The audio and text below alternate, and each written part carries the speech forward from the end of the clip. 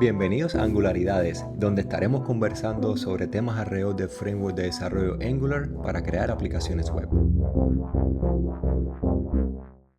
Álvaro Herrero Couto, permíteme presentarte ante quienes aún no te conocen. Eres de Santander, España. Eres desarrollador de software con experiencia en desarrollo frontend para la web y plataformas móviles. Actualmente trabajas como desarrollador frontend en HeroDev y tienes tu propia productora de videojuegos registrada bajo el nombre de Herrero Games. Muchísimas gracias por estar acá. Es un placer grandísimo poder tener la oportunidad de tocar este tópico en el podcast. Muchas gracias por invitarme al podcast y nada, vamos a pasar un rato aquí hablando de programación y videojuegos. Este es un tema que me apasiona mucho porque recuerdo algunos de mis inicios con la parte de la programación visual, que venían con los experimentos, primeramente en Visual Basic 5.0, tratando de mover cosas en pantalla que imitaran los típicos videojuegos que uno jugaba a principios de los años 90, durante esa época, y después, bueno, con ActionScript, en aquella época 2.0, era magia lo que realmente uno podía lograr ahí con Macromedia y después Adobe Flash. Así que me motiva muchísimo tener la oportunidad de conversar con alguien que está activamente trabajando en una industria que ya no he tenido mucho la capacidad de tocar. Mientras muchas personas asocian la creación de videojuegos con motores clásicos como Unity o Unreal, tú has tomado la ruta de desarrollo a través de Angular, RxJS, Babylon, Rapier, Anime.js y otras bibliotecas basadas en la plataforma web. ¿Qué es realmente lo que te llevó a adoptar esta decisión técnica? Ujú.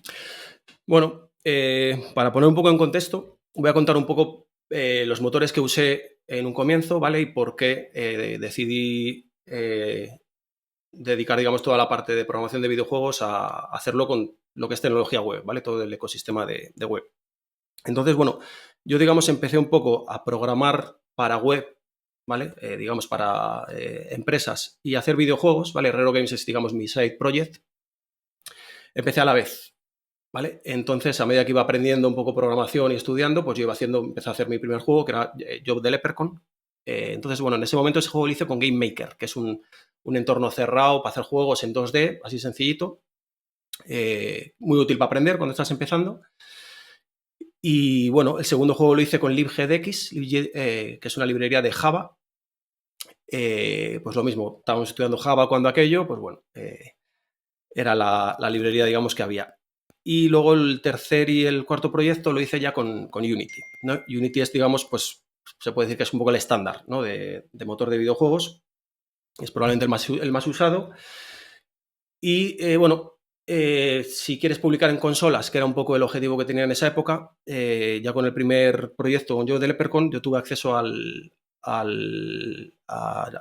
market, digamos, de Wii U. Esto estoy hablando de 2014, creo que era. Era la consola de Nintendo que había cuando aquello. Ujú. Y bueno, en ese caso, por ejemplo, GameMaker permitía exportar el proyecto en web, ¿vale? Era un canvas, no era ni WebGL, era simplemente un canvas, una web con un canvas que se movía. Y había una opción de subir los juegos en lo que se llamaba Nintendo Web Framework, ¿no? Que era básicamente subir una web, por decirlo así. Y nada, luego empecé un poco con Unity, pues con la idea ya de cara a sacar los juegos en consolas, pues era, digamos, el entorno que se usaba, ¿no? Era como el no-brainer, digamos. ¿Qué pasa? Pues bueno, yo una vez que saqué el cuarto juego, pues bueno, fue un proyecto Mercury Race, un juego de carreras que me llevó mucho tiempo hacer. Fue un poco, bueno, luego hablaremos un poco de cómo funcionan los markets de los juegos. Y bueno, me llevé, digamos, una pequeña decepción en el sentido de todo el tiempo que dediqué para lo efímero que fue, digamos, ¿no? el periodo de descargas y de visibilidad que tuvo el juego. Entonces, bueno, cuando empezó la pandemia 2020, yo ya me dediqué, digamos, full time a trabajar como desarrollador de frontend para empresas, ¿no? Entonces, lo de los juegos, digamos, lo dejé un poco de lado. ¿Qué pasa? Que, bueno, pues luego ya en 2021 decidí retomar el juego que tengo ahora en curso, que es Reptilian Revolution, y era un juego que había empezado a hacer con Unity. Entonces, digamos que la palabra fue cuando ya te acostumbras a la dev experience, ¿no? De trabajar con web, Ujú. digamos que volver a Unity, pues es un poco como, la palabra es como pereza, por decirlo así, ¿no? Te pongo un Exacto. ejemplo. Tú con Unity, cualquier cambio que hagas en el código, tienes que dar a play, tienes que esperar esos 2, 3 segundillos de compilación y entonces el juego se ejecuta, ¿vale? Cualquier cosa que quieras cambiar en el código, tienes que recompilar de nuevo, ¿vale? Si es cierto que Unity tiene una interfaz gráfica que permite, digamos, exponer en lo que es el editor de Unity ciertos valores que tú puedes en tiempo real de ejecución del juego modificar, pero todo lo que es código tienes que recompilar, etcétera, ¿vale? Y con Unreal, pues lo mismo. Entonces, comparar eso frente a lo rápido que funciona todo en web, le das salvas y automáticamente te hace live reload y todo funciona más rápido y tal, pues bueno, pues digamos que me dio como mucha, la palabra es esa, pereza, retomar ese juego y dije, voy a empezar a hacerlo pues, con web, ¿no? Que eran las tecnologías, digamos, que ya venía de esos últimos años ya rodando en el día a día del trabajo como programador. Y bueno, y ahí fui descubriendo que, digamos, no había nada que Unity me aportara que no pudiera hacer con la tecnología web, ¿vale? Y bueno, habiendo ya descartado un poco el tema de las consolas, ¿vale? Publicar luego, hablamos un poco de los markets si quieres. Publicar en consola al final es muy tedioso. Hay que, digamos, una serie de burocracia, de QA, la documentación que te dan no está muy clara. Entonces, yo, por ejemplo, en el caso de Mercury Race, desde que el juego se terminó hasta que se publicó, pasaron 2, 3 meses de ir y venir con rechazos del QA de Nintendo por, yo qué sé, ha habido un error de network y cuando hay un error de network tienes que sacar esto. O sea, cosas muy puntuales que no estaban muy bien documentadas y fue como un desgaste, ¿no? Entonces, pues lo mismo, digo, realmente, si quieres hacer juegos porque te gusta hacerlos y tampoco, digamos, pretende, o sea, entiendes un poco cómo funcionan los markets de Nintendo y demás, y no quieres sacarlo ahí, pues no necesitas realmente un motor de juegos como tal, ¿no? Y en el caso de los juegos basados en web, ¿cómo es que luce todo el proceso de despliegue? Desde el punto en el que tú tienes ya un código listo para ser enviado a producción, ¿cómo es que eso le llega a los usuarios de videojuegos? Sí, a ver, ahí tienes que decir un poco cuáles son los markets, ¿no? En los que quieres un poco publicar. Yo en el caso del juego que estoy haciendo ahora lo voy a sacar en móvil, ¿vale? Entonces, para publicarlo en móvil lo que estoy haciendo es usar Capacitor, ¿vale? Que es lo que era Córdoba antes, que básicamente es lo que te permite es empaquetar una web, un HTML con JavaScript y con CSS, independientemente de todas las librerías que le metas a mayores, ¿vale? No deja de ser todo web. Te permite empaquetarlo en una APK o en un, digamos, proyecto de iOS, de Xcode, ¿no? Entonces, usando Capacitor, digamos, ya tienes las aplicaciones, por decirlo así, y luego las publicas en los markets, en el App Store y en el Google Play. Vale. Yo realmente cuando estoy hablando de web me refiero a la tecnología. Sí es cierto que yo el market que estoy enfocando ahora es móviles, ¿vale? Siendo una web, por poder lo puedes publicar, vamos, subirlo a un servidor y publicar el enlace a la gente y que lo jueguen, ¿vale? Al igual que está Capacitor, están Taurus, creo que se llama, y lo que era antes, no me acuerdo el nombre muy bien, para empaquetarlo en una aplicación de escritorio, ¿vale? Con lo que ese mismo juego lo puedes subir, por ejemplo, a Steam sin problema. ¿Vale? Sí que es cierto que pierdes el acceso a las consolas, porque las consolas sí que tienen que usar, digamos, unas APIs y unos SDKs específicos.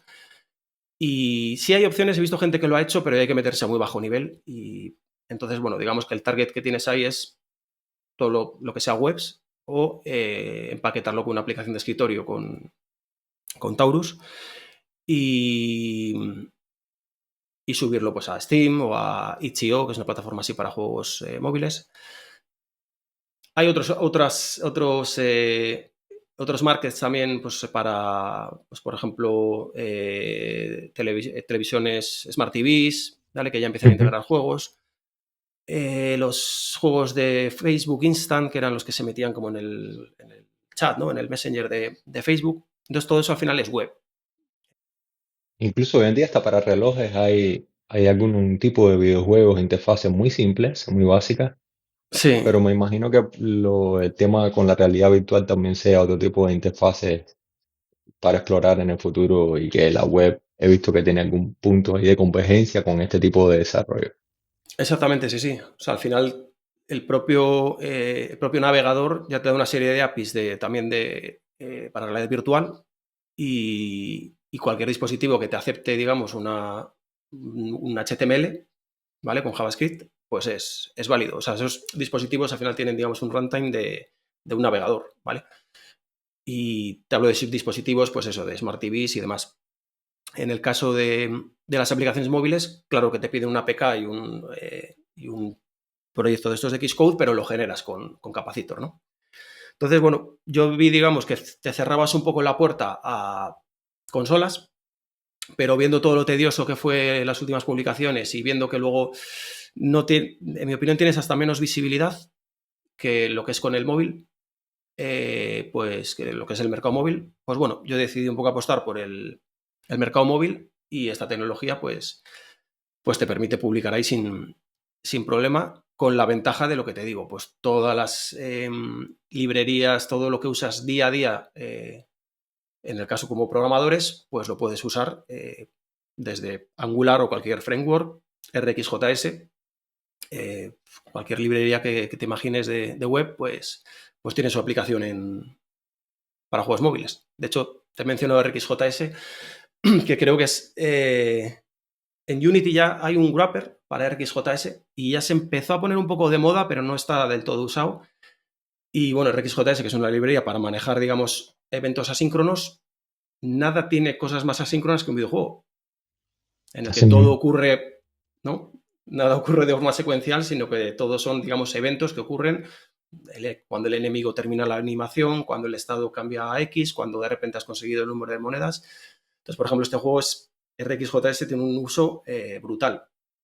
Entonces, claro, no poder usar eso en Unity o en un motor, yo qué sé, Godot, por ejemplo, eh, pues digamos que a mí me frenaba bastante. Entonces, bueno, aposté Sí, como por mencionabas ello. anteriormente, que estás avanzando tanto desde el punto de vista profesional con aplicaciones web tradicionales y, bueno, y no tan tradicionales también, Sí, utilizando la misma tecnología para el desarrollo de los videojuegos. Ambas cosas se complementan, lo que descubres en un lado, lo que te permite crecer desde una parte de toda esta plataforma, te ayuda a nutrir la otra.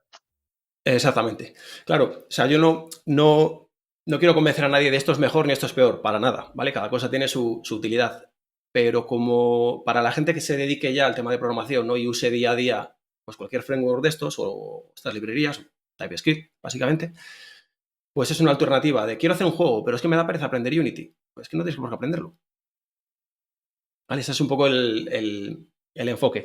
Claro que hay diferencias. Si es un juego que tiene una carga gráfica, digamos, brutal, con unos efectos, pues evidentemente el WebGL o WebGPU en este caso tiene limitaciones que podemos ver luego, pero yo en mi caso hago juegos un poco tirando a retro, ¿no? Un poco la estética de los juegos pues eso, de las recreativas de los años 90 y me vale y me sobra con eso, ¿vale? No necesito realmente, o sea, tú tienes que pensar, vas a sacar Unreal, por ejemplo, Unreal puede llegar a dar una calidad gráfica brutal, pero ¿tienes el conocimiento realmente y los modelos y las texturas y todo para sacar partido a eso?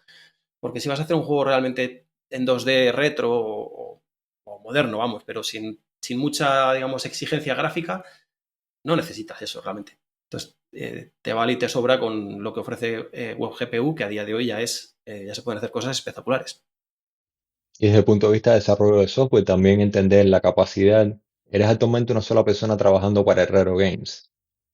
El tiempo que te tomaría para llevar a cabo un proyecto de principio a fin no es lo mismo con una cantidad excesiva de recursos que esté ofreciendo, por ejemplo, Unity, sino utilizar otro tipo de tecnologías que te permita lograr esto que te has propuesto, que te has definido. Claro.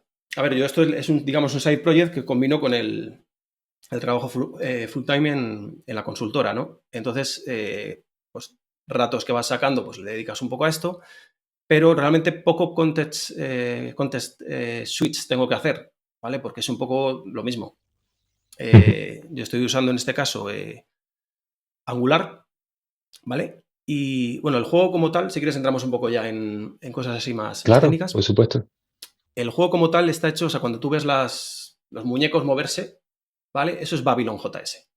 ¿vale? Babylon JS básicamente lo que te hace es que te abre una etiqueta de Canvas y renderiza gráficos en 3D o 2D con WebGL o WebGPU. WebGPU es como la nueva especificación, ¿vale? Luego hablamos un poquitín si quieres sobre ello. Y tú, digamos, gestionas cómo se mueven las cosas ahí con TypeScript.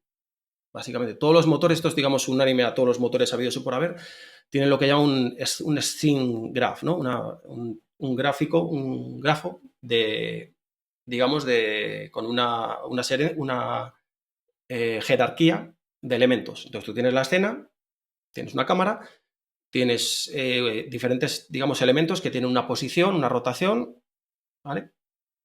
Y entonces, básicamente, tú gestionas con TypeScript, en este caso, las posiciones, la rotación, los movimientos de todo lo que añades a la escena, ¿vale?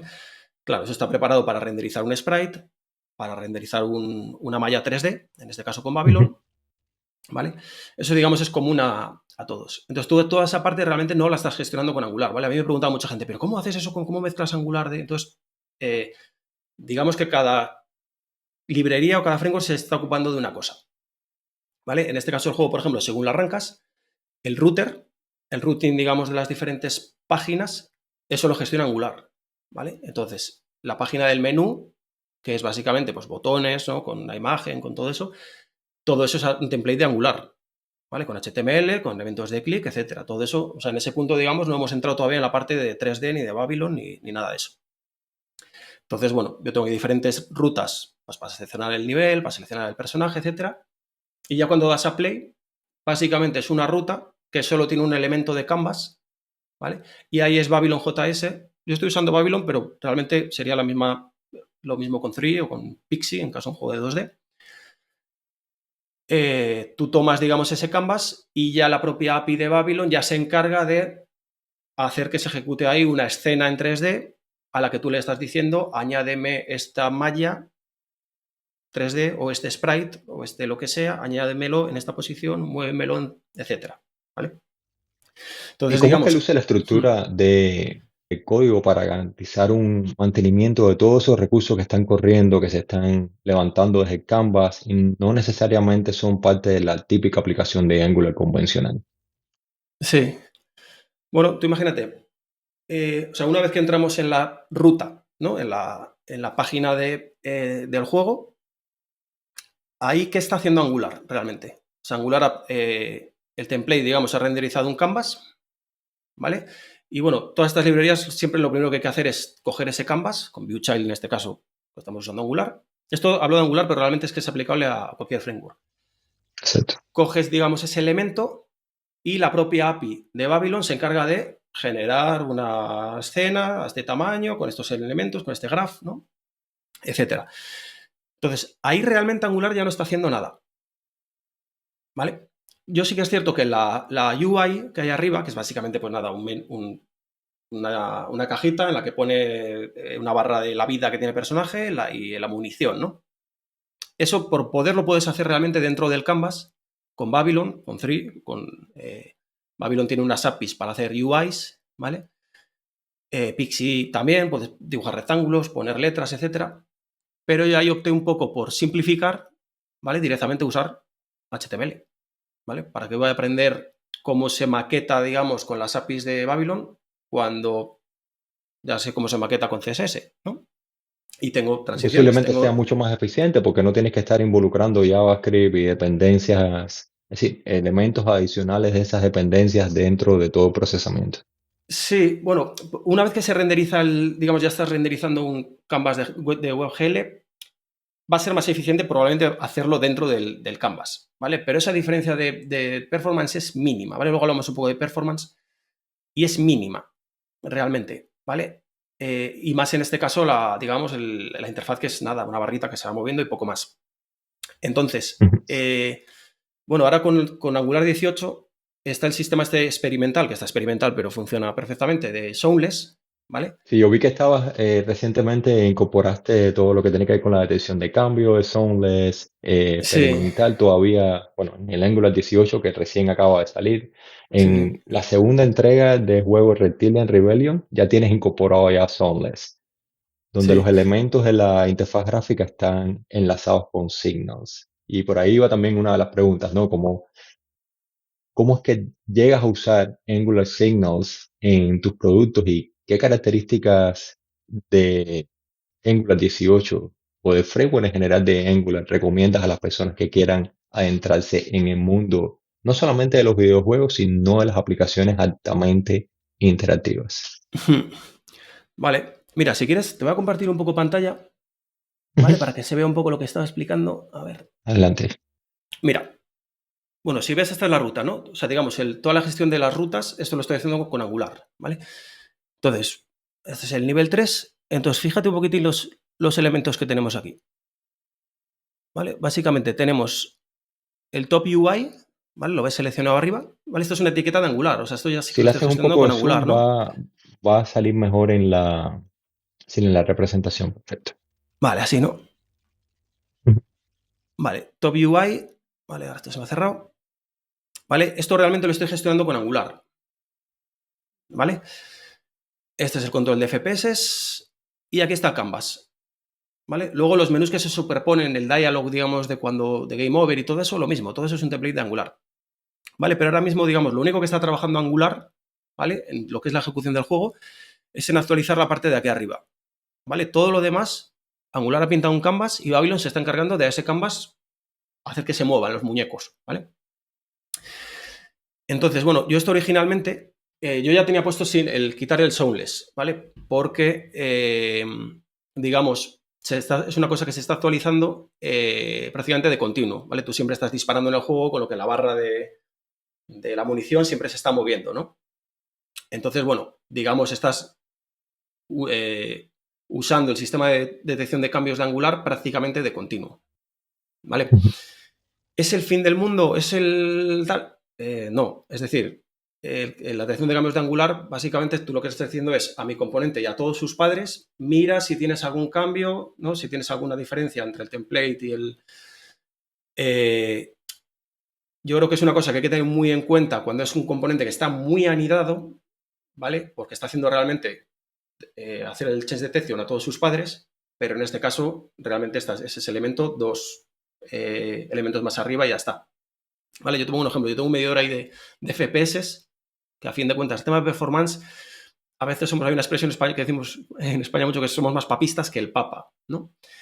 Entonces, claro que hay que La he tenerlo en escuchado, sí. cuenta, pero hay que ser realista. Es decir, vale, ¿dónde tengo el bottleneck? Vale, yo ahora mismo, por ejemplo, el bottleneck lo tengo con algunos modelos, ¿vale? Hay un enemigo que es un cocodrilo gigante que tiene bastantes polígonos, ¿no? Entonces, cuando hay varios de esos cocodrilos en escena, se resiente. Evidentemente, renderizar un modelo, cuantos más vértices tenga, pues más complicado es. Tú, digamos, a Babylon le estás diciendo, renderízame este modelo, pero por debajo él está haciendo una serie de cálculos bastante más complejos de lo que hace el change detection de Angular, ¿vale? Entonces, ¿dónde tengo que poner el foco del performance? Ahí, que es donde estoy notando que bajan los FPS. En el caso de esa UI, yo probé con y sin Zone y eran 60 FPS igual, ¿vale? Evidentemente, todo lo que se va a mejorar lo mejoras, pero hay que ver dónde poner el foco realmente y ver si está causando realmente un impacto en el performance. Entonces, bueno, yo en este caso tenía puesto ya sabes, se puede correr código, digamos, fuera de la zona, ¿no? En run outside Zone.js o algo así. Un método que hace que Zone.js no esté chequeando. Entonces, bueno, yo lo tenía hecho así, pero luego ahora con el Angular 18 y el cambio este experimental y con Signals funciona bien. Si hubiera... entonces, bueno, esto venía un poco a colación de la interfaz realmente sería más performante hacerla dentro del canvas. Sí. ¿Hay una diferencia notable? Yo no la estoy viendo. No es ¿Vale? Entonces, perceptible. claro, todo lo que se pueda optimizar, pues optimizas. Pero tienes que poner el foco un poco en, vale, ¿dónde está lo gordo? ¿Dónde está realmente, dónde estoy teniendo realmente impacto? ¿Vale?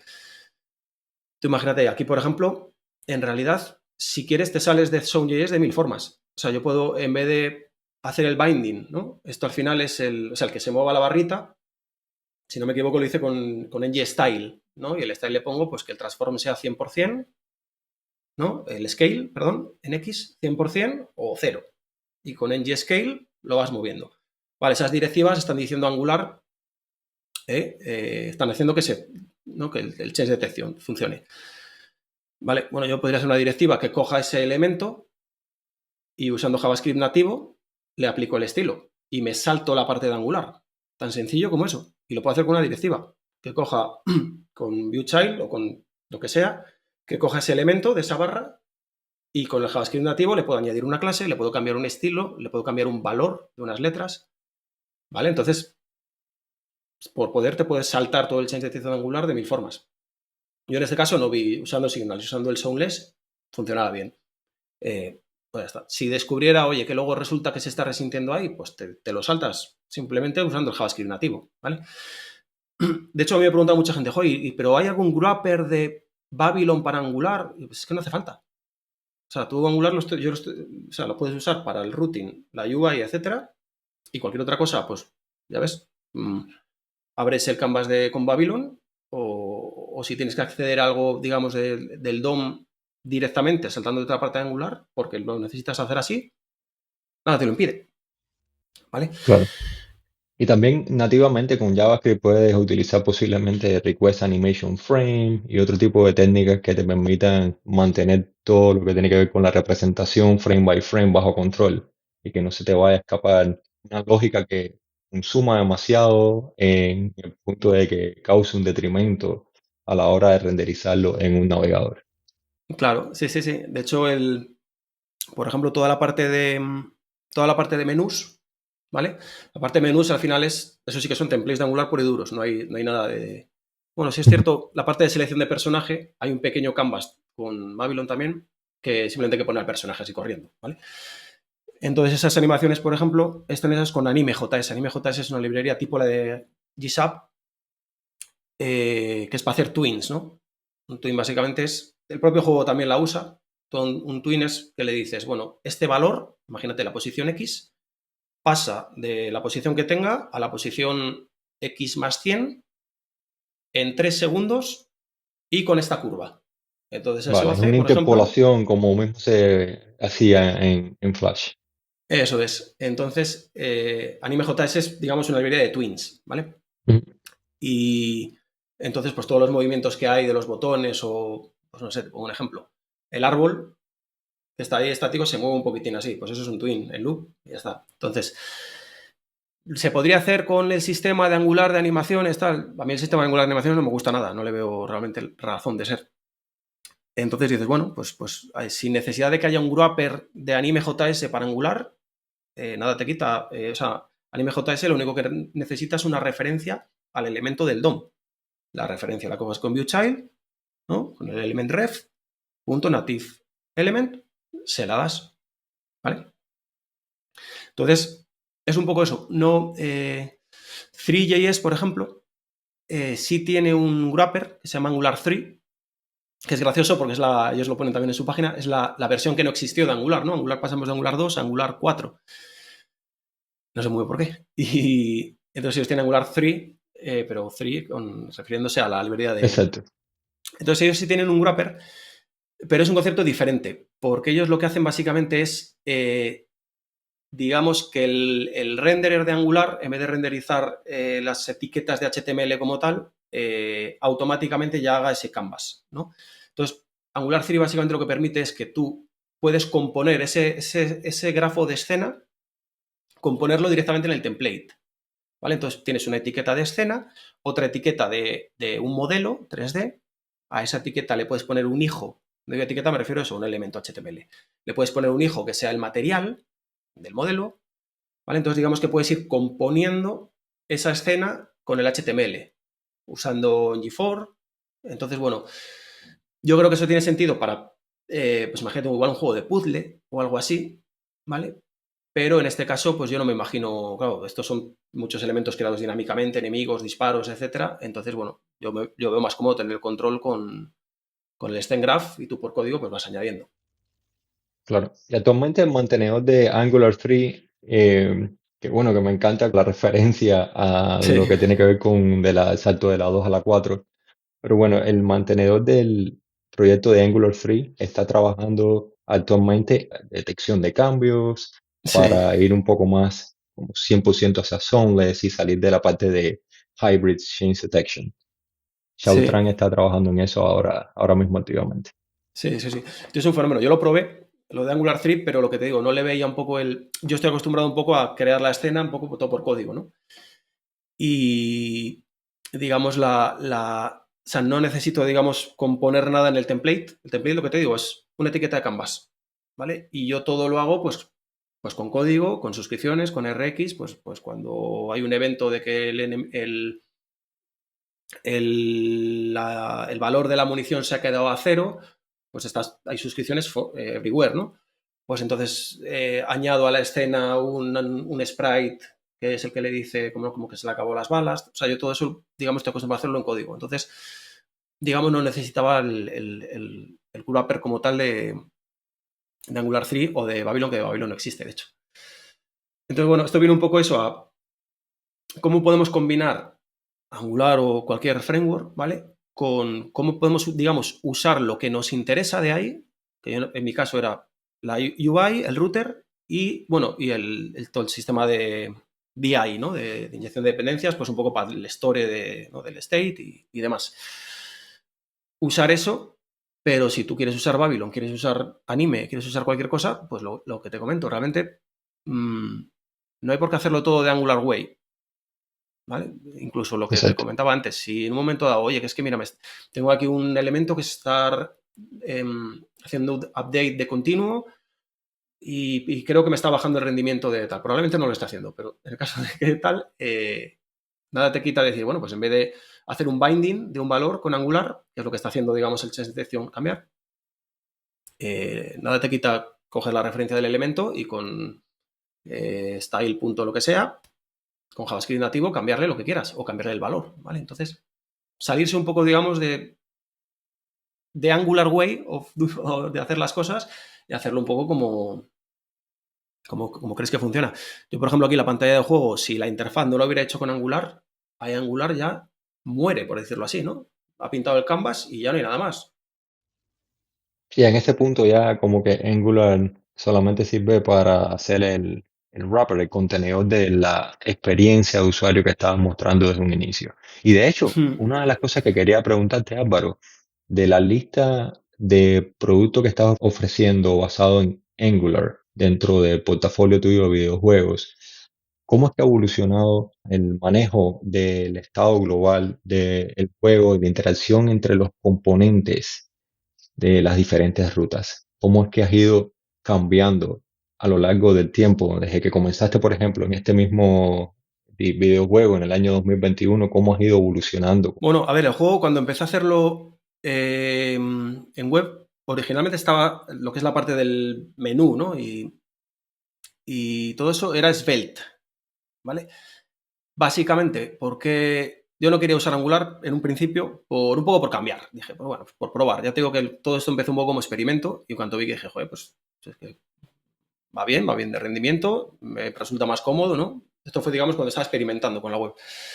Svelte me gustaba porque originalmente yo sí tenía claro que todo el state y todo eso iba a ser RX, ¿vale? O sea, RX, yo creo que eso, una vez que lo pruebas, no puedes volver atrás. O sea, una vez que te acostumbras a hacer las cosas un poco de la forma declarativa, con suscripciones y demás, es complicado volver atrás. Yo no me imagino cómo se podría hacer esto ahora, pues eso, todo imperativo, todo chequear y invocar o sea, entonces, de Svelte me gustaba que se sincronizaba muy bien también los stores que tenías Svelte. eh, el store venía a ser como la sync pipe, por decirlo así, ¿no? De Angular. Entonces tú le podías, en vez de crearte un store de Svelte, tú le podías pasar un observable. ¿Por qué? Porque la forma que tenía el template de suscribirse a él era con .subscribe. Es decir, usaba la misma sintaxis que usa el observable. De hecho, decían que, claro, no sé si había sido por accidente o tal, pero vamos, que el contrato, digamos, del store de Svelte era el mismo que el del observable, ¿vale? Y lo mismo para desuscribirse. Entonces, básicamente, le metías un observable al template con el dólar, que era el símbolo, digamos, del async pipe, por decirlo así, y Ujú. se suscribía y se desuscribía sin problema, ¿vale? Con Svelte 5, creo que era, o 4 o 5, sacaron sus signals, que se llamaban runes, y empezaron un poco como a deprecar o a quitar un poco el tema de los stores. Y fue justo además cuando pues ya se anunció o ya empezó, salió igual las primeras versiones de Signals. Y dije, pues mira, lo voy a hacer con Angular y hasta a fin de cuentas. Es lo que conozco, voy a ir más rápido y bastante experimento estoy haciendo ya como para probar, como para probar con otro framework. ¿Y qué Vale, tan entonces, fácil te fue digamos, transicionar desde ese framework hacia Angular? pues muy fácil realmente. Por lo que te digo, yo el store, aquí hay dos stores. Uno que es el state global de la aplicación, ¿vale? Que básicamente lee si estás en Android o en iOS para un par de cosillas. ¿Qué personaje has elegido? ¿Vale? Porque eso, digamos, lo eliges en la pantalla de selección de personaje, pero luego se usa en el juego, ¿no? Y poco más así de memoria. Y luego hay un store un poco más grande, que es el store de la pantalla de juego, que ese sí que se regenera cada vez que juegas, digamos, el nivel, ¿no? Y ahí ya tiene pues el contador de balas, el contador de todo, ¿no? Entonces yo esos stores realmente ya les tenía hechos antes en Svelte, entonces simplemente fue cambiar un poco la sintaxis de usar primero async pipe y luego signals, ¿vale? Frente a la sintaxis que había en el template de Svelte, que era ponerle un dólar, si no me equivoco. No sé, antes era el dólar y el valor y el nombre, digamos, del store o en este caso del observable. Entonces, digamos que desde el principio sí que tenía claro eso, gestionar todo con observables. Y de hecho, bueno, mira, un tema, por ejemplo, cuando salió un poco el tema de Signas, que se hablaba de si va a sustituir RX, si es mejor lo uno o lo otro, yo es una cosa que todavía no entiendo, porque, en mi opinión, lo que sustituye o lo que puede reemplazar, lo que reemplaza, de hecho, Signals, no es RX, es el async pipe, ¿vale? Es la forma, digamos, de bindear algo reactivo en el template. ¿Qué quiero decir con esto? Que yo realmente en este juego todo el state siguen siendo observables, ¿vale? Simplemente que yo digamos en el HTML, en vez de bindear el observable con async pipe, lo que hago es que en el template bindeo un signal y el signal lo creo partiendo del observable, con el tu signal. Yo cojo un observable, le pongo tu signal, ¡pum! Ya está. Entonces no sé en qué momento se puede sustituir, o sea, yo estos stores no son signals, siguen siendo observables, ¿vale?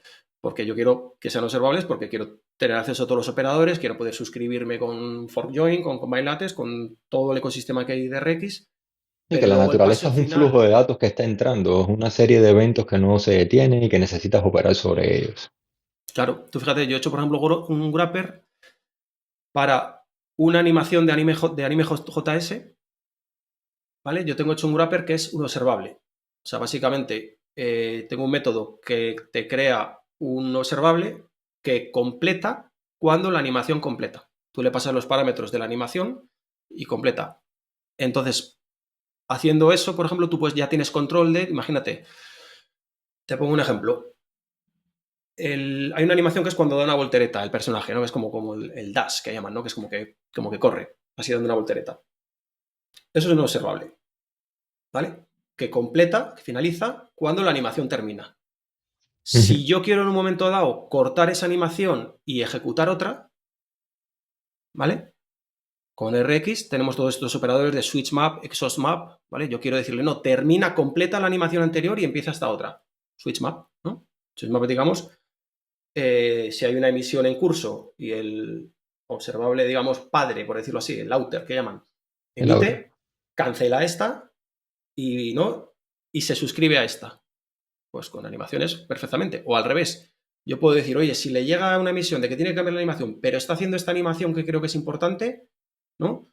No me suscribas a esta nueva animación, sino espera a que esta termina. Exhaust map. ¿No? Paso, o sea, hasta que no ha completado esta, recházame todas. Entonces, yo todo eso lo quiero seguir manejando con RX, no con Signals. Exacto. Y quien encuentre eso complejo, ojalá que ya pronto salga que ya creo que está la beta de la versión 8 de RxJS, pero la simplicidad de todos los operadores utilizando el operador RX, por cierto, va Sí. a garantizar que la curva de asimilación, de aprendizaje, para volver a rescatar una serie de buenas prácticas que son derivadas de todo el uso de este tipo de programación asíncrona, reactiva, sea mucho Sí. más fácil y obviamente eficiente desde el punto de vista del tamaño de el bundle Hmm. cuando se incorpora una biblioteca de una cantidad de operadores increíble. Por ejemplo, el salto de la 6 a la 7 fue Sí, drástico porque se redujo como un 30% el tamaño de sí, el número de operadores que estaban disponibles y poder converger en una solución mucho más simple.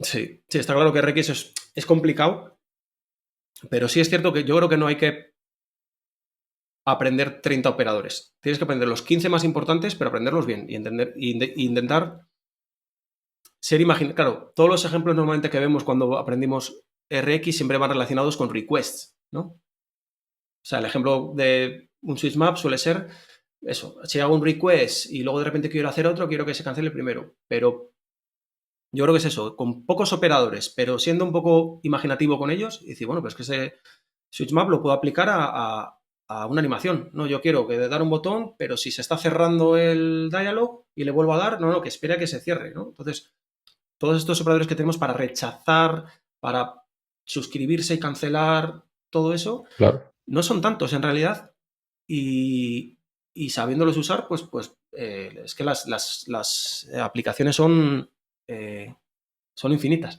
Yo lo veo como el punto, digamos, final de tengo algo asíncrono, que puede ser lo que antes era igual a un subject que tenías en tu componente con un valor, ¿vale? Pero puede ser algo que venga derivado de un observable complejo, de una historia o lo que sea. Pero yo lo veo eso como, digamos, el paso final de tomar ese observable y encasquetárselo al template, lo que antes se hacía con la sync pipe, ahora con signals. Sí, que tienes el compute, tienes no sé qué, bueno, también puedes derivar observables, ¿no? Un observable derivarlo de otro. Entonces yo lo que te comento, en este caso, que es una carga de RX bastante hardcore, yo vería imposible con lo que hay. Sustituir todo eso por... Es que estamos hablando de state, estamos hablando de cada animación, no todas, pero la gran mayoría son un observable, porque yo quiero tener control de poderla cancelar cuando yo quiera o poder que se notifique, digamos, cuando finaliza la animación. Todos los eventos de Babylon tiene un evento, por ejemplo, mira, te voy a poner otro ejemplo, o sea, el life cycle, ¿no? Tú normalmente si te suscribes a algo, pues bueno, te suscribes en el on destroy, usando el método que quieras, ¿no? Cuando el componente se destruye, vale. ¿Qué pasa aquí? Yo aquí estoy creando 50.000 balas, 50.000 enemigos, 50.000 cosas que se están destruyendo, pero no destruyendo como se destruye un componente de, ¿no? Entonces, al final, digamos que todas las entidades de Babylon tienen bueno, Babylon tiene observables, pero no son los observables de RxJS, ¿vale? Los llaman observables, es lo mismo, pero usa otra sintaxis, ¿vale? No es subscribe, sino que es add, no sé qué, bueno, como unos callbacks, ¿no? Pues lo mismo, yo tuve que hacer un wrapper sobre esos observables para que yo tenga en un observable para que yo tenga un observable que va a emitir cuando el elemento se ha salido de la escena, porque el enemigo ha muerto o la bala ha chocado contra algo, ¿vale? Entonces, tiene que ser, digamos, tiene que estar ya en el reino de RxJS para que yo pueda entonces usar el take until, ¿no? O para suscribirme o lo que sea. Entonces, insisto, no veo la forma de hacerlo con Signals, ¿vale? Pero los Signals, de hecho, están... la desuscripción de Signal va relacionada con el... Tú no tienes que desuscribirte al Signal, ¿no? Si lo pones en el template. exacto, es que son casos de uso diferentes. Siendo más bien es para hacer el broadcasting ese que realmente Claro, nosotros hacíamos con subjects y no necesariamente la asimilación. De hecho, no la asimilación de un flujo de datos continuo que esté llegando y exactamente. operar Entonces, toda la sobre parte ello. eso es de bindear con el template, Signals, perfecto. Ahí vamos, yo te lo compro 100%. Pero todo, o sea, toda esa composición del state hay que hacerla, bueno, como todo, si la aplicación es descargar unos datos y pintarlos y tal, pues bueno, pues igual llega un momento que el cliente de HTTP no es un observable, sino que es lo que sea, una promesa o lo que sea, lo metes al signal o que automáticamente te cree una signal y ya está. Pero en el momento que tienes que lidiar con tantas cosas asíncronas, ahí es donde RxJS y sus 1000 operadores es donde... Claro. Y Álvaro, ¿cuáles son algunas de las limitaciones a las cuales te has enfrentado a la hora de decidir trabajar con la plataforma web al desarrollar videojuegos? ¿Hay algo en específico que todavía te sea chocante comparado con la experiencia que has tenido en Unity y en otro tipo de motores de renderizado?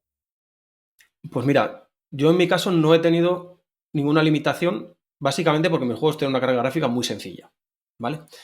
Entonces, ahora mismo, digamos, en los últimos años la web, todo lo que tiene que ser web con 3D, era WebGL, ¿no? Que es una especificación que funcionaba bien, pero no tenía, digamos, no llegaba ni a nivel de rendimiento, ni a nivel de, en un momento dado, digamos, las cosas que se pueden hacer, ¿no? De efectos de reflex, ¿no? Imagínate un efecto de agua que haga espejo con esto otro, o sea, digamos, efectos un poco gráficos que yo no uso, por eso digo que yo no he tenido limitación, pero evidentemente alguien que quiere hacer un juego con una carga gráfica potente, pues con WebGL pues había ciertas limitaciones que con Unity, Unreal o todos esos motores no tenían, porque esos motores, digamos, accedían al sistema gráfico nativo de Vulkan, de DirectX, de Metal, etcétera.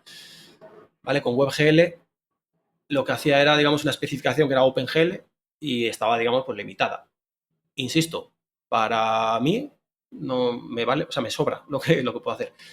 Y luego, desde el año pasado, bueno, empezó WebGPU, que es, digamos, la siguiente especificación web que accede, digamos, a las plataformas, a las APIs nativas, pues Metal en el caso de iOS, DirectX, lo que sea.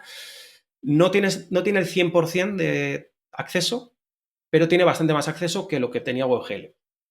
Entonces, en Cristiano, mucho mejor performance y se pueden hacer muchas más cosas de efectos, ¿vale? O de ¿no? Un renderizado más complejo.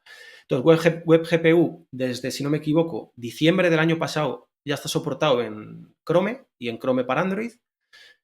En iOS, o sea, perdón, en Safari y Safari para iOS hay que habilitarlo como en un flag de estos ¿no? de experimental. En Firefox creo que también hay que habilitarlo. Edge lo soporta, pero esto estoy hablando de esto que Chrome lo ha empezado a soportar en diciembre del año pasado. Entonces, es el futuro, WebGPU, y no tiene el 100% el mismo acceso, el mismo rendimiento que tiene, digamos, el acceso que puede tener, o sea, acceder directamente a DirectX, pero mejora mucho en cuanto a rendimiento y en cuanto a posibilidades. Yo lo que te comento, este tipo de juegos, hombre, igual hace 10 años, pues sí, había que tener más cuidado, pero es que ya un móvil de gama media de ahora te vale y te sobra Puede correr con esto. casi que cualquier cosa que nosotros estábamos acostumbrados hace 10 años. Claro, o sea, si yo a cada enemigo le pongo una luz y que haga sombra, las sombras, por ejemplo, aquí no están en tiempo real, la sombra es, cada muñequito lleva un sprite, ¿vale? Eso son como técnicas un poco de optimizar. Pues hombre, si le pongo que las sombras las renderice en tiempo real, pongo muchas luces, efectos, tal, pues evidentemente vas a topar una limitación con respecto a haberlo hecho en Unity, desde luego. Pero vamos, el futuro en WebGPU es brillante. De hecho, además hay mucha apuesta por el tema de que toda esa tecnología se usa también para tema de machine learning y inteligencia artificial y todo eso. Entonces va a haber apuesta, o sea, va a haber, es una cosa que va a ir para adelante, no solo por el tema de los gráficos, sino por este otro tema también. Tanto Y es realidad cuestión aumentada, de, realidad virtual, cualquier tipo de casos de uso que generalmente requieran un alto nivel de cómputo y de representación visual. sí, sí, sí. De hecho, es que es eso, es que ya un navegador de ahora ya tienes un soporte para realidad virtual. Ya no es un tema que la verdad yo me conozca mucho, pero ya tiene mucho soporte. Entonces es que es digamos, una plataforma que ya no está tan limitada como estaba antes, que antes era de juegos de web. Juegos de web eran como, ¿no? Sino que ahora, bueno, hay cosas hechas con 3JS que es que flipas. Y dices, pero esto. Y Álvaro, ¿cómo es que gestionas, regresando a lo de rendimiento web, cómo gestionas todo el sistema que puede resultar muy costoso? No solamente en el caso de cocodrilos que estabas mencionando, cuando tú tienes una serie de elementos que contienen mucha cantidad de vértices representándose en pantalla al unísono, pero sí con otros tipos de recursos cargándose también concurrentemente. ¿Cómo es que luce tu trabajo a la hora de depurar y analizar el rendimiento frontend de tus videojuegos con las herramientas que empleas? Bueno, a ver, el tema de rendimiento y performance, lo que comentaba antes, se puede entrar en un bucle de optimización continua, que eso pasa también con la web, hasta el punto de que entonces dices, bueno, dejo de usar frameworks, uso el JavaScript nativo. Y entonces llegas a un momento que dices, es que igual hasta uso Entonces tienes que, digamos, ver dónde está el bottleneck que tienes, en mi caso es el cocodrilo, como ya he mencionado, y atacar por ahí, ¿no? Entonces, a ver, yo este caso, este juego en concreto, los modelos son muy sencillos, ¿vale? Tienen muy pocos polígonos. Entonces, pues primer paso, si estás usando modelos con mucho polígono, pues intentar reducirlos, ¿vale? Eso ya tienes que irte a herramientas Blender o similar de modelaje de 3D e intentar reducir los polígonos. Luego, pues bueno, hay una serie de técnicas, lo que comentaba antes de las sombras, por ejemplo. Pues hombre, si es un juego que muestra dos personajes, pues bueno, le puedes poner que las sombras se calculen a tiempo real, pero en este caso, pues le pintas un... Eso lo ha hecho hasta Nintendo, vamos. Le pintas un sprite debajo, que lo puedes incluso animar. Exacto. Parece que es una sombra, pero no es una sombra calculada a tiempo real, ¿no? El número de luces. Yo aquí tengo unas lamparitas, pues pensé, le pongo una luz y que haga sombra con no sé qué, pues todo eso afecta al rendimiento. Entonces, es decir, bueno, ¿afecta al juego? ¿Afecta realmente? ¿Va a ser mucho mejor con esto? No, pues no lo meto, ¿no? Es un poco tomar esa serie de decisiones. Yo desde el principio sí tenía un medidor de frames y yo más o menos tenía un móvil de gama media, ¿vale? Que es un poco el que tengo yo, como referencia. Que, oye, que alguien que tenga un móvil antiguo le va mal, pues mala suerte. O sea, el target, digamos, es ese, ¿no? Ahora mismo cualquier móvil gama media o baja ya es un pepino comparado con hace tiempo. Entonces, yo no he tenido ningún problema realmente usando esto y con cosas que se pueden haber optimizado, pues lo que te decía, pues igual la UI de arriba, incluso con el Soundless, probablemente sería más óptimo si lo hiciera, digamos, en el contexto de WebGL de Canvas o yo qué sé, pero no he notado realmente eso. Luego, ¿Y pues qué es bueno, lo por que el te tema de ofrece, los... por ejemplo, DevTools desde el punto de vista de perfilación de la pestaña de profiling o también para Sí, poder calcular los juegos de botella a la hora de ir procesando toda esa cantidad severa de JavaScript que está corriendo en el lado del navegador? sí, bueno, a ver, tienes todas las herramientas que existen, ¿vale? Pues puedes ver un poco eso, los tiempos de los scripts, ¿no? Si hay algún método que lleva más... yo, mira, una cosa, por ejemplo, que sí he visto así súper útil es el tema de los, o sea, memory leaks, ¿vale? Memory leaks ocurren, por ejemplo, pues bueno, en el caso de RX, si tienes una suscripción y no No es desuscribes, suscribirte. y en este caso es delicado por lo que te digo, no es el life cycle no es acaba la partida y ya está, sino que yo tengo suscripciones en elementos que están en el graph, que un enemigo cuando le destruyes, hay un método que es dispose, ¿no? Que lo que hace es automáticamente quitar de memoria todos la malla y todo lo que tenga asociado, ¿no? Pero, por ejemplo, yo las sombras, por unas historias, no las tengo, o sea, el sprite de sombras no es hijo del nodo, ¿no? Yo lo tengo aparte, pero bueno, por otra historia. Entonces tengo que tener cuidado de cuando hago dispose, hacer dispose de esto también, ¿vale? Entonces, sí hay que tener, claro, en un juego de estos, más cuidado con los memory leaks. Y mira, una buena forma es dejar el juego andando, que vaya guardando, que vaya grabando la memoria, el consumo de memoria, y lo dejas, yo tengo un modo que es como modo inmune para hacer mis pruebas, para que no le maten al personaje. Y alguna vez lo he dejado ahí, pues media hora. O dejas una hora corriendo y dices, vale, va aumentando la memoria, los enemigos van muriendo, ¿sabes? Tengo un bucle igual que va destruyendo a un enemigo cada 10 segundos. Y digo, vale, pues si de repente veo un consumo de memoria a medida que el juego va avanzando, cuando realmente las cosas deberían de entrar y salir, ¿no? Entran más enemigos, pero luego les destruyo. O sea, da igual que el juego lleve media hora, porque siempre hay unos 10 20 enemigos, ¿no? Si veo que tengo Claro. ahí un incremento de memoria, digo, vale, pues hay algo que no estoy haciendo dispose correctamente. ¿Y cuáles son las bibliotecas que recomiendas para las personas que quieran adentrarse en este mundo para poder hacer todo lo que tiene que ver con la creación de recursos como texturas, imágenes, audio, video? Bueno, a ver, el tema de autoría de assets, claro, ahí es un poco Yo entiendo que casi todos los que seguimos este canal somos programadores, ¿no? Venimos del mundo de programación y, y bueno, ya que he mostrado, digamos, herramientas para decir, vale, los conocimientos que ya tienes como programador, pues los puedes usar. Pero evidentemente el tema de hacer gráficos, pues es otro, ¿no? Entonces, bueno, yo sí recomiendo intentar hacer proyectos cuya carga gráfica, o sea, hay estilos de juego para los cuales, digamos, que no tiene una carga gráfica muy potente, ¿no? Pues igual estilos más retro o juegos de estos más tipo de neón o cosas así que, bueno, digamos, no necesitas hacer tanto gráfico. ¿Qué herramientas? Bueno, para hacer modelos 3D, Blender es un poco la que hay, la que es gratis y funciona estupendísimamente. Hay otras de pago. GIMP es la que uso para editar. GIMP es el Photoshop, ¿vale? Yo casi todo Ujú. uso software libre. GIMP es el equivalente, digamos, de Photoshop. Inkscape para hacer gráficos vectoriales. Gráficos vectoriales realmente, los motores estos de Babylon y todo eso no renderiza SVG así por defecto, ¿vale? Si puedes tener gráficos para hacerte tú en tus menús o en las partes, digamos, que gestiones con HTML, ¿vale? Lo que tienes que rasterizarlo entonces para que lo pueda utilizar ese otro tipo de biblioteca, ¿no? Sí, normalmente las texturas se las tienes que pasar como PNG o JPG. SVG, digamos, lleva otro sistema. No sé si Pixie, por ejemplo, bueno, Pixie no hemos hablado.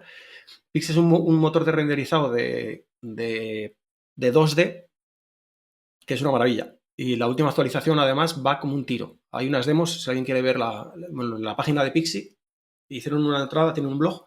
La última entrada que era cuando anunciaron el Pixie 8, que es la última versión, y tiene unos benchmarks, que es una escena que empieza a tirar muñequitos, pero tira 100.000, creo que son, animados, que ves ahí cómo se mueve todo. Y con la última versión el performance es brutal. No sé si Pixie tenía algo ya para SVG, no, creo que no, pero no lo sé. Entonces, bueno, en cualquier caso, imagínate, pues el logo del menú, ¿no? O cosas así, que si lo estás renderizando con una etiqueta de imagen normal y corriente, pues Inkscape. Y luego para audio, bueno, yo uso Reaper, que es un secuenciador de audio y de MIDI, y pues para hacer las musiquillas y tal, yo, bueno, como me gustaba el tema de la música, también es una cosa que... Y bueno, hay editores de audio, el Audacity creo que es. El Audacity. Si tienes toda la Luego hay, colección por típica ejemplo, que viene con Ubuntu y software sí, el realmente para poder software. crear todo este tipo de contenido. Sí, al final es usar un poco también lo que sepas usar. O sea, si no hay un programa mejor ni peor, o sea, para editar una foto, al final es un poco pues, tu imaginación de hacer una cosa u otra. No es. O sea, no hay uno mejor ni peor. Sí que, bueno, Claro. tirar de software libre y que al final, pues bueno, sabes que no tienes que estar con contraseña, con cracks, no sé si es que existe eso ya, o pagando la licencia, y al final, pues bueno, lo tienes ahí. Exacto. ¿Y puedes compartir alguna lección aprendida o un error común, lo mismo técnico que estratégico, que recomendarías a personas que estén entrando en el mundo del desarrollo de los videojuegos como tal? Sí, bueno, puedo compartir errores porque los he cometido todos. Entonces, bueno, a ver, lo difícil de un juego es terminarlo, básicamente. ¿Vale? O sea, hacer un juego es muy complicado. Muy complicado en cuanto a que involucra muchas cosas, ¿vale? Y es una toma de decisiones constante y muchas veces la decisión es más el decir que no, o sea, qué quito a qué pongo. ¿Vale? Yo este juego de la versión original, digamos, de Unity, eh, había vehículos, había una pila de historias y, digamos, he tenido que tomar más decisiones de quitar cosas por, digamos, hacer el scope correcto. ¿Vale? Si un juego lo hace hombre, si se junta un grupo de gente, oye, mira, yo soy diseñador, yo soy programador, no sé qué, pues estupendo, pues igual puedes hacer algo más grande. Pero yo recomiendo tener el scope súper claro de hacer algo pequeño y terminarlo. Y ya el siguiente lo haces un poco más grande, ¿vale? Yo, por ejemplo, Mercury Race fue un proyecto súper ambicioso que, lógicamente, pues bueno, entras además bueno, o sea, el scope en cuanto a tamaño del juego y luego ver también un poco el target. Eh, las consolas que hablábamos antes, bueno, ¿cómo funciona un poco rápidamente lo de las consolas? Bueno, el caso, pongo el ejemplo, Nintendo Switch, ¿cómo funciona? Tú sacas el juego y tienes una semana, ¿vale? Porque ahí salían juegos cada jueves, por lo menos en España. Tienes una semana que vas a tener visibilidad, porque básicamente tú te metes al market y los últimos juegos que han salido son los que aparecen arriba, ¿vale? Claro. Claro, cuando empezó la Switch, creo que salían unos 8, 10, 7, 6 por semana. Entonces tú veías en la pantalla los 4 o 5 primeros y solo moviendo un poco el dedito veías el tuyo. Yo cuando quise sacar Mercury Race, esa semana salieron 30 y no sé cuántos. Y el mío ha salido de los últimos. Y ya la semana siguiente o las 2 semanas siguientes, olvídate, porque ya está abajo. ¿Vale? Entonces, es así. Entonces hay que jugarse la carta a que la semana que salga, tener suerte de que salga arriba. Bueno, eso hablo, Mercury Race salió en 2016, 2017. ¿Vale? Ahora debe ser peor. O sea, ahora hay más juegos todavía. Entonces ahora es un poco como... Entonces, las consolas te lo juegas un poco a una carta de es el release. ¿Vale? Esa semana de release, como hay antes como una... Puedes hacer un pre-release, ¿vale? Ya te van a pedir muchos códigos de medios para hacer tal. Y te van a masacrar. O sea, te van a masacrar porque, digamos, se te permite jugar en la primera división. Yo pongo un ejemplo. Imagínate, un chaval que juega muy bien al fútbol en el colegio. Y el padre, no, que es que he visto una opción para que juegues en el Real Madrid, ¿vale? Pues le van a destrozar, evidentemente. O sea, si juegas en la primera división, compites contra los gordos. Pues Ujú. con los juegos indies pasa un poco eso. Nos dejaron competir en la primera división, pero la competencia es voraz. Claro, a mí me comparaban el Mercury Race, me lo comparaban con el Wipeout. Y claro, no vale que tú digas, ya, pues que esto lo ha hecho un tío.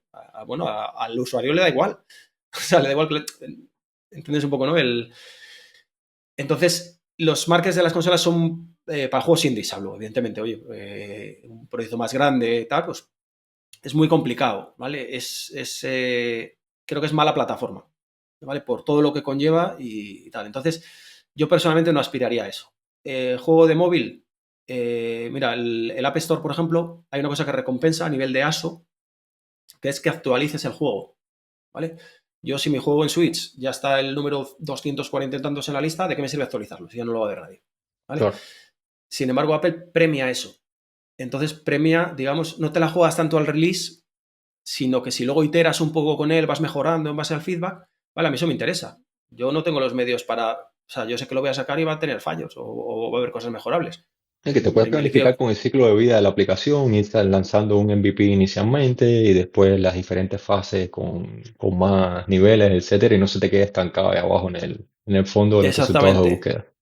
exactamente. Yo, mi equipo de QA soy yo. Y yo estoy ya de matar muñecos, entonces no voy a tener criterio para. Entonces, bueno, pues si tú lo sacas, vas teniendo feedback, vas teniendo. O sea, que te permita iterar con el juego ya publicado, eso está muy bien. Y eso en las consolas es al revés. Lo que tienes que hacer es sacarle, ¿sabes? Y, y bueno, Steam no lo hemos mencionado, pero lo mismo, en Steam salen cada día millones de juegos, ¿vale? Y el algoritmo de Steam es nada, es matar a los indies, no hay otra. Entonces, consejos a la gente que quiera pues eso, lanzar su primer juego, hacer algo pequeño. Yo creo que hay millones de juegos por hacer, ¿vale? En cierto modo, pocos juegos son originales, ¿vale? El mío no lo es, matabichos como los millones de ellos que hay. Pero es que hay millones de mecánicas de juegos antiguos que se les puede dar una vuelta. Tú puedes bajarte un emulador de juegos de mame, que hay 5.000 juegos de mame, coger una idea, darle una vuelta, cambiarle la estética. Hay mil, creo, juegos por hacer y tienen que ser juegos sencillos. O sea, el usuario, por ejemplo, de juego de móvil es un juego casual. Entonces, en vez de, no, y le añado esto, y le añado que el personaje pueda subir de nivel y hago entonces un shooter que a su vez sea un juego de rol y que haga carreras, tal.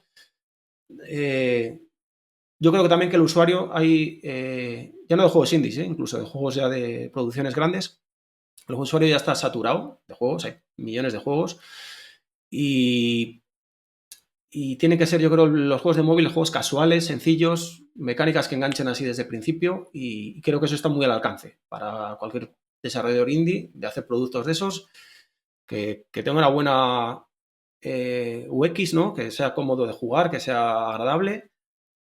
Y luego, bueno, las plataformas de móvil, por ejemplo, permiten tema de rankings, ¿no? El Google, no sé cómo lo llama Google, Game Center o algo así. Lo hace tanto Google como Apple. Gestionarte un ranking, gestionarte logros. Eso engancha mucho, ¿no? Un juego casual de un logro que sea matar a 100 enemigos, un logro que sea tal, ¿no? O un Sí, ranking. incorpora las técnicas típicas de gamification, de la gamificación en todo lo que tiene que ver con el enganche con el usuario, de mantener la atención ahí, de tener la sensación de que Exactamente. estás progresando a través de toda la historia. Enganchar con esas cosas, ¿sabes? En vez de. Hombre, evidentemente, el que quiera hacer el juego del RPG gigante de la vida, adelante, vamos, no seré yo quien. Pero yo he aprendido un poco eso, a decir, mira, juegos más pequeños y y sobre todo terminarlos. Sobre todo terminarlos. Entonces, marcar el scope para decir, mira, y elegir eso, una plataforma que incluso digas, bueno, lo he terminado, oye, ¿está funcionando bien? Oye, ¿y por qué no le meto pues una plataforma que premie o que por lo menos no penalice el que luego el juego lo actualices, ¿no? Ninguna Exacto. lo penaliza, pero bueno, sí es cierto que el App Store, por ejemplo, lo recompensa con un mayor posicionamiento. Hemos cubierto cantidad hoy. ¿Hay algo que sientas que se nos haya quedado antes de ir cerrando la conversación? Algo importante, algo que hubieras querido mencionar. Y bueno, a ver, yo doy un poco la opinión mía, ¿vale? Más a mi experiencia, que no quiero tampoco decir, oye, que quiere aprender Unity, porque realmente quiere aprender, quiere en un momento dado, más adelante, hacer cosas que igual con Unity permite a ese nivel gráfico que la web no y tal, pues perfecto. Pero bueno, animar a eso, a todo el mundo con lo que ya sabemos usar, ¿no? En nuestros trabajos. Entiendo que el target un poco de este podcast es programadores y saber que se pueden hacer este tipo de cosas que, bueno, que viene bien también además tener un side project, ¿no? Para salir un poco a veces de los proyectos en los que trabajamos día a día en los trabajos y animar a la gente a explorar todo esto. Y bueno, que es un tema que es relativamente nuevo en el sentido de que eso, de que WebGPU lleva nada, de que estas librerías, pues eso, bueno, Babylon lleva sus años, pero eso, Pixie, por ejemplo, de lo que era ahora, que está como mucho más modernizado, librerías de animaciones, Rapier, por ejemplo, que es lo que estoy usando para físicas, lleva, no sé si salió hace 2 años, un motor de físicas espectacular. Entonces, todo esto y más cosas que irán saliendo, entonces, bueno, ir descubriendo, ir probando y nada, para adelante con ello. Y ya lo que queda es revisar en las notas del episodio el enlace a Herrero Games y echarle un vistazo, hacer también un poco de ingeniería inversa ahí con DevTools para entender en qué momentos es que estás emitiendo eventos, cómo está funcionando todo lo que tiene que ver con el Canvas y echarle un vistazo a maneras angulares de aproximarse hacia el framework de Angular de maneras diferentes de como ocurre con las aplicaciones tradicionales. Así es. Vale, Álvaro, muchísimas gracias de nuevo por todo lo que nos has aportado por acá. Muy bien, pues nada, pues muchas gracias y nada, hasta otra. Dale, chao, chao. Gracias por escuchar este podcast y espero que te sean útiles los temas abordados durante el episodio. Si aún no te has suscrito, te invito a hacerlo para no perderte ninguno de los futuros tópicos relacionados con frontend, interfaces gráficas, arquitectura de software y desarrollo web a través de Angular.